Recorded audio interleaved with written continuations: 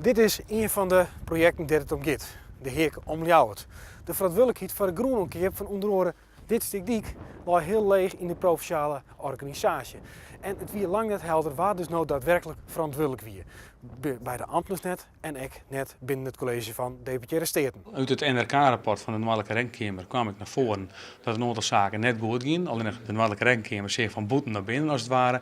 En wij zijn van de onderste steen wat boppen. Ik zei van wij kennen je net een slagmaatje. Wat net helder is hoe het hier om een taggiet is.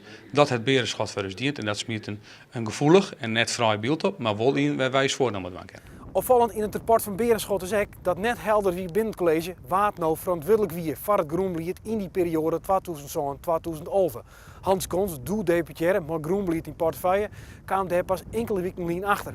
Dat vreeg ik mezelf, ik ook. Aan de ene kant, het nooit zo regelen wist. Op het moment dat je deputaire wordt, krijg je een overdrachtsdossier. Daar stinkt dit net in. Maar de wie ziet van nou, hier het goed wist, dat er één deputaire verantwoordelijk wist wie voor het hele proces van groenaankeping en alles wat erbij zin komt. Het belangrijkste is natuurlijk dat de deputaire net wist dat er verantwoordelijk wie voor het groenbeleid. En dat is in mijn beleving onvoorstelbaar en ontoelaatbaar gedrag van een deputaire. Hij is verantwoordelijk voor zijn portefeuille, voor zijn hele portefeuille. Er had net één groentransactie geweest, maar er had tientallen, zijn net honderden groentransacties geweest in die periode. Dus dit is onvoorstelbaar.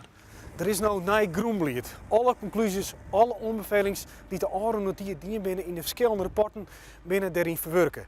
En de deputaire Johannes Kramer is er wist van dat zulke fladers zoals in het verliezen maken binnen nou net weer voorkomen kunnen.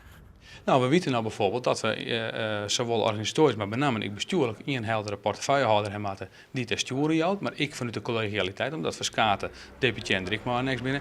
En we maken er hele grote stappen in op dit moment. Dus vandaar dat wij een stapmachine naar voren zetten kunnen. Mooi op basis van het heldere beeld dat Berenschot dus jong had.